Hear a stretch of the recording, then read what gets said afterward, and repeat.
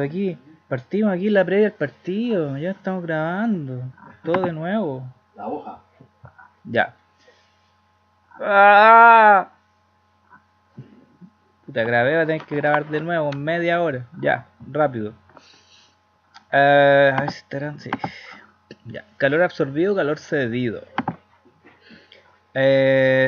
Tips al tiro. La hoja. Si Q es positivo, o sea, si el resultado te da, ya puede ser calor absorbido o cedido. Si te da positivo, al tiro, tú puedes inferir que si es positivo significa que temperatura final es mayor.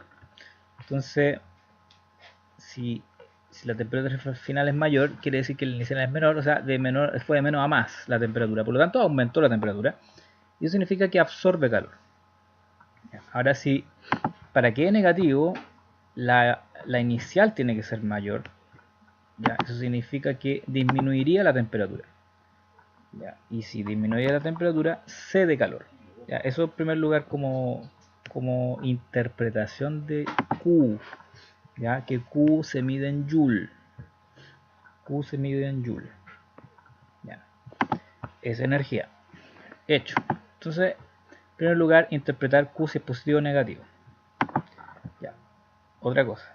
De la expresión de calor absorbido o cedido depende la cantidad de masa, si es mayor o menor. Lógico que si tenéis más masa va a ser más difícil cambiar su temperatura. Pues, si, imagínate, tírale un hielo al océano, pues, ¿cuánto lo voy a enfriar? No le va a pasar nada, pues, como un hielo va a afectar. Pues. Pero si es poquito, es como cuando pones el hervidor con poca agua. Cuando tenéis poquita masa, es mucho más rápida la transferencia de calor. ¿Ya? El cambio de temperatura en menor tiempo. Entonces la cantidad de masa depende. C es calor específico, lo que vamos a explicar ahora. Que en definitiva depende del material, porque no todos los materiales transmiten fácil o difícil el calor. ¿Ya? No todos los materiales responden de igual manera ante los cambios de temperatura. A unos son más fáciles, otros son más difíciles. Entonces, cuando es fácil o cuándo es difícil cambiar es con el valor, si es mayor o menor. Aquí tenemos una tabla de calor específico. Eh, hay varios valores, pero vámonos a los extremos. Por ejemplo, partamos con el agua. El agua tiene el mayor calor específico, que significa que necesitáis 4186 joules de energía para que un kilo de agua cambie en 1 grado Celsius. ¿Ya? Kilo de agua, porque kilo es masa, litro es volumen. Aquí no nos interesa el volumen, nos interesa la masa. El plomo necesita 130 joules de energía para cambiar en 1 grado a 1 kilo de plomo. Por lo tanto, fíjate, este ocupa caleta más que el plomo, por lo tanto es mucho más fácil calentar el plomo, cambiarlo su temperatura al plomo, que cambiar la temperatura del agua. ¿Ya? Y eso tú te puedes dar cuenta en los metales. Pues fíjate, los metales tienen 130, 140, 200, 300. Eso significa que necesita poquita energía. Es como, por ejemplo, si lo dejáis al fuego poco rato, al tiro va a cambiar la temperatura de esos metales. ¿Ya? Y que también cabe la relación, una coincidencia interesante, que son buenos conductores eléctricos también. ¿Ya? O sea, tiene que ver en el fondo cómo responden los átomos ahí, las moléculas, los electrones también. ¿Ya? Entonces el agua es bien porfiada para cambiar la temperatura. Es difícil enfriar o calentar. Los metales son fáciles calentar y enfriar. Ya. Entonces aquí les tenía un ejemplo con la plata. La plata tiene 235 de calor específico, que significa que le tenéis que entregar 235 joules a un kilo de plata para que aumente en 1 grado. ¿Ya? O puede ser al revés, la plata tiene que ceder al exterior 235 para que se enfríe 1 grado. Entonces aquí podemos empezar a jugar con el valor. O sea, en vez de 235 hacemos el múltiplo, pues pongamos el doble, 470. Entonces 470 al mismo kilo va a aumentar 2 porque fue el doble de energía. Ahora, ¿qué pasa si te dan un número difícil? Por ejemplo, si le transferimos 100 joules, ¿Cómo llegamos a eso? Po? ¿Cómo llegamos a eso? Bueno, ocupamos la fórmula. Fíjate, esta hacemos copiar pegar acá, un poco más chico. Porque en definitiva esos 100 serían el calor. Entonces esos 100 serían Q. El calor, en la masa estamos con 1 kilo de plata. 1, ahí está el 1 de 1 kilo. El calor específico de la plata por tabla son los 235. Ahí está, 235. Y lo que queremos saber es esto, pues cuánta temperatura va a variar. Entonces lo que podemos hacer acá es tomar todo esto como si fuera una incógnita, porque esa es la variación. Entonces ponemos X nomás. Todo el paréntesis es X. Y esa es la variación. Entonces 100 pasa dividiendo esto y te da calculador ahí, da 0,425. Entonces, ¿cuánto va a variar? Con 100 joules va a variar 0,425 Celsius. Entonces, para números complicados o para estos mismos, te vaya a la segura, así ocupáis esta, ¿no? Ocupáis la forma. Ya. Eso. ¿Qué más? Lo que no había reforzado. Porque calor latente de fusión y vaporización ya lo tenemos en las siguientes dos partes. Tipos de transmisión de calor. Es puro concepto. Ahí está. En realidad sería conectarlo con situaciones cotidianas. Ya sea de los tres tipos, conducción o contacto. Cuando tú tocas algo, un objeto caliente con un objeto frío, entonces hay una transferencia de calor, porque en definitiva ocurre porque se tocan. Y si se tocan, el objeto de mayor temperatura vibra más. Y al estar juntos, el golpeteo de la vibración del objeto caliente le golpea a las moléculas del otro objeto que deberían estar vibrando más lento. Entonces esos choques moleculares causan la transferencia de calor. ¿Ya? Es como el Chavo del 8 cuando se electrocutan todo y empieza a vibrar el otro y el otro y así, como un efecto en cadena. Y de esa manera se transmite por conducción. ¿Ya? Es choque molecular. Ya, la convección es más interesante porque lo que en definitiva lo que ocurre acá es que el fluido, ya sea líquido o gas, el menos denso al estar sometido al calor, lo menos denso sube, ¿ya? Y lo más frío, que es más denso, baja, ¿ya? Lo menos denso sube, lo más denso baja.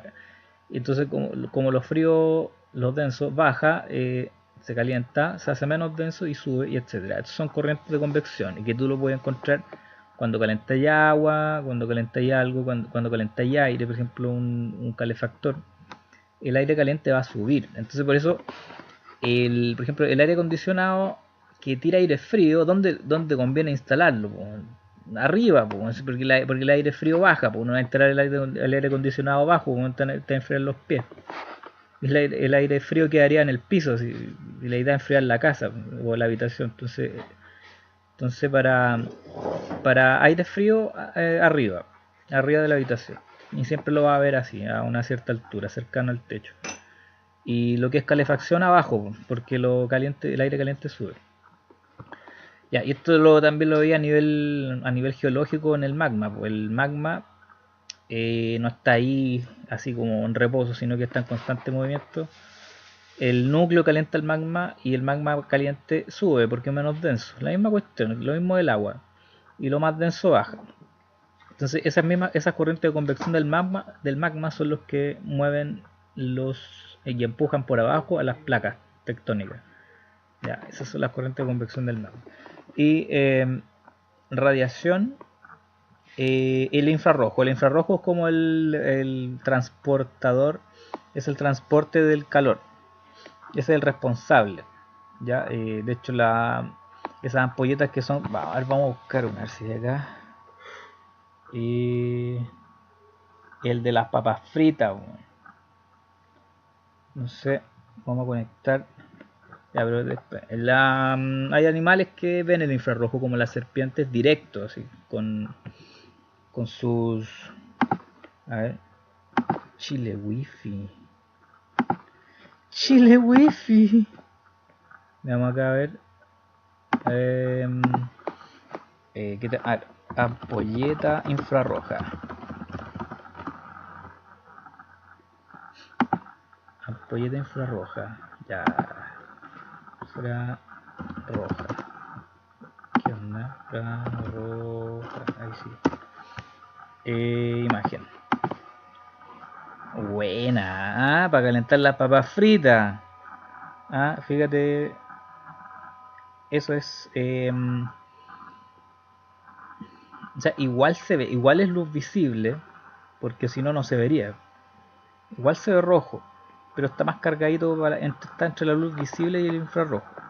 Y eso es una luz que al poner la mano abajo de la ampolleta va a sentir calor directo. Ya, el infrarrojo, eso sí, esto fíjate que tiene una cubierta plateada porque direcciona. En este caso apuntaría para arriba el infrarrojo, o la dirección del infrarrojo está direccionado. Pero por ejemplo en el caso del sol el infrarrojo se transmite en todas direcciones. Ya puede viajar a través del vacío, no necesita medio y viaja a la velocidad de la luz. Ya, y que te iba a mostrar también, aparte de la ampolleta infrarroja, a ver, fosetas de las serpientes. Fosetas serpientes. Ahí está. Entonces si te fijas ahí acá está el ojo no ve infrarrojo, esa parte ve infrarrojo. Ya, esos son sus sensores de fosetas, sensores de infrarrojo. Y acá también tenemos fosetas termorreceptoras labiales también. O sea, aparte de ahí, acá, perdón, acá también tiene sensores de infrarrojo. Y para terminar el equivalente mecánico del calor es un experimento que hizo James Joule, que en definitiva relaciona un tipo de energía mecánica que son de las fórmulas de todas las ecuaciones de Newton con Galileo, de la mecánica y el movimiento. MGH, masa por G y por H. Entonces esa es energía potencial gravitatoria de la mecánica clásica de Newton, pero el tema es que el calor era como el pariente lejano, que se sabe que es energía, de hecho se construían máquinas a vapor en ese tiempo, pero no tenían cómo conectarlas con las fórmulas de energía cinética o potencial de la mecánica clásica de Newton. Y este tipo llegó a una equivalencia que es, bueno, en definitiva, si tú revuelves el agua se va a calentar, va a aumentar temperatura, poquito pero va a aumentar. Pero tiene que ser en un recipiente cerrado, así aislado y sin ningún tipo de fuga de aire. Entonces al subir y bajar esto va a revolver las paletas. Entonces la vibración, la temperatura es vibración molecular, las paletas golpean las moléculas, va a aumentar temperatura. Y llegó a, esto tenía que aumentar una cierta cantidad precisa y ahí llegó a una equivalencia que eso fue calculable por energía mecánica. 4,186 joules igual a una caloría. O sea, en definitiva, Joule unifica, incorpora el calor a la energía de las ecuaciones de Newton, de energía cinética, energía potencial. O sea, ahora ya es parte de la familia. Gracias Joule, unificación del calor con los demás tipos de energía. Y da las siguientes dos partes. Supositorio online.